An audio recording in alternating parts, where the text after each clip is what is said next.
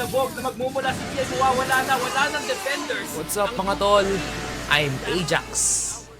Gertrude doon, mapapalabas sa kanyang mga Uy, lightnings, pero may friend! pasabog. Mukhang may mahagip, Uy! real manipulation doon. Uy, yung Tapos yakap! mukhang uubusin na nga rin. Yakap doon, magmumula kay Shami at mukhang tatlo na nga sakit! mawawala sa side ng Excelsiors. Napakasakit naman doon ni Gert.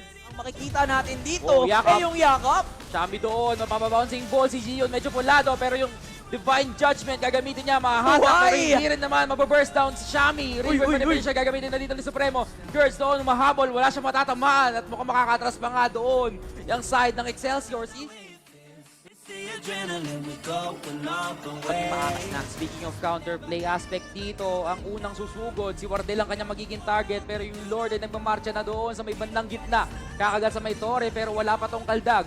Naka-ready na nga rin dito si Clem para ilapagan niya yung real world manipulation. Pero, Wardell dito, nakakahanap ng dalawa. Tapos sabay, Kamehame wave pa ng Gord. Ang Papasok ganda na dito, naman pero nun. napakaganda ng play na ginawa dito ng FPU Invicta. Buhay pa ang kanilang mga players, Ay, pero lang. medyo pulado na ka. Ay, Lance lang. Breezy dito, makakatakas pa ba?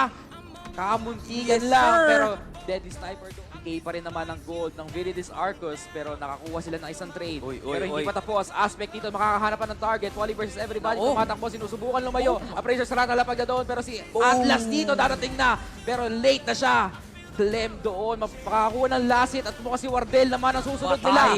Pure doon sa may bandang gilid pero mukhang hindi na itutuloy. Ryu dito, coming in with the respo pero mukhang hindi niya naaabutan ng buhay ang mga teammates niya pero napakagandang last hit.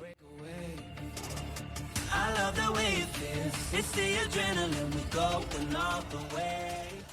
Yours, yung kill counters natin dito pero yung Turtle dito ay mag-i-spawn na rin. Nakapwesto ang side ng Excelsiors at si Gion ay ready na rin para manghuli. Dave Busama nag-aantay ng perfect timing pero si Tragic Memories dito. Napakaganda ng zone. Gerd sumusunod na rin pero kailangan niyang pumabol ni Virus Passion. Gagamitin na doon. penalty zone! Pero penalty zone. Walang mahuhuli. Supremo medyo palado. Ayun lang. Si Gerd ay makakapatay ng isa. Tragic Memories will fall down. Si Real World Manipulation gagamitin na rin dito. Mystic Gush doon. Elon Musk makakakuha ng isa. Shami will fall down. 3 members left for the side of Excelsiors. At mukhang mapapatras na nga sila doon sa Turtle dahil yung Ganun ba Turtle ay talaga? sinisecure na ni Dave Busama. May pasabog pang kasama si Gertz doon na makakuha ng pagong. Sumisili. Tumin ang blast sabay Pero yung real then- manipulation. Pero kokopyahin, napakaganda, napakadaming skill na binibitawan.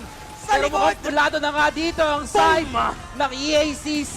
Pero makakatakas pa kayo marksman nila ni Lori dito. Pulado na rin. Giyum, mukhang babagsakan, madadabugan. At tower lock ang call dito ng Telet Tigers.